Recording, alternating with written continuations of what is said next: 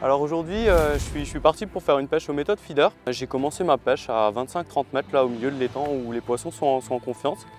Mais j'aimerais partager quelque chose avec vous. En fait, c'est la pêche aux méthodes feeder mais en bordure. En fait, c'est une technique que j'adore pratiquer sur Spando. Je sais que ça fonctionne bien. C'est souvent le moyen de prendre des beaux poissons.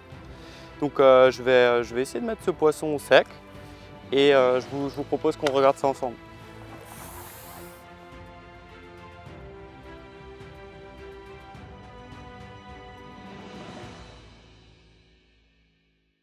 Donc comme je vous le disais, en fait, quelque chose que j'adore faire, même aux méthodes feeder, c'est pêcher les bordures.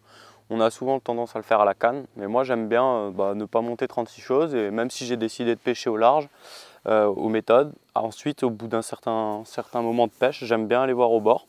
Donc je mets quelques boules d'amorce pendant que je pêche au large, et ensuite je regarde et si ça bouge, je décide d'y aller.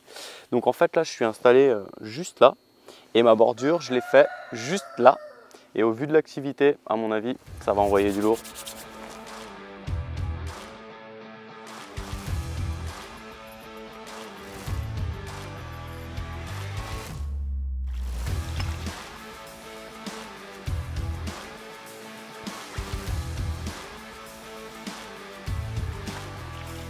Il y a une activité de dingue, c'est carnaval là sur ma bordure. Je l'ai bien préparé, j'ai mis quelques boules d'amorce. C'est quand même bien de les préparer puis de les laisser un peu prendre confiance. Et voilà, le seul truc que je vais changer, c'est la taille de mon méthode, mon hybride. Quand je pêche au large, je lance régulièrement pour faire venir les poissons au bruit. Donc c'est des lancers toutes les 2 minutes réguliers. Donc là, je mets un petit hybride pour apporter peu mais souvent. Alors que là, au bord, j'ai plutôt besoin de quelque chose où je vais apporter plus de nourriture et qui va rester bien stable sur le fond. Donc là, je mets le modèle large, pas forcément lourd, 28 grammes, mais un modèle plus large qui va apporter plus, qui sera plus stable. Et puis logiquement, ça devrait faire mouche. Donc je vais mettre un dumbbell, je vais charger mon méthode et là je les vois, elles sont comme des dingues. Donc on va voir ce que ça va donner.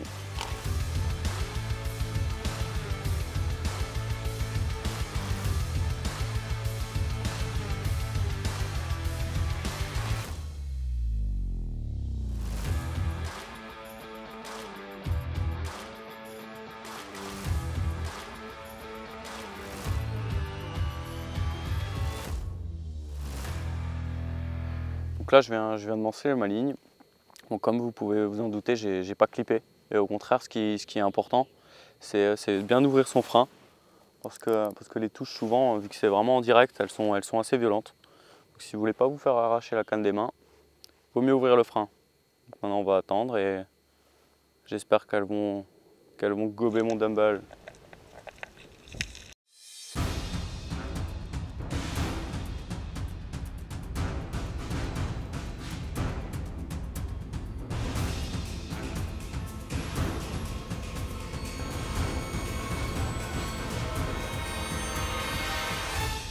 Bon ben voilà, comme je vous disais, il y avait pas mal d'activités. Et là, les carpes, elles s'enchaînent. Encore une jolie commune, c'est cool, ça fait plaisir. J'ai l'impression que la fin de la partie de pêche va être croustillante.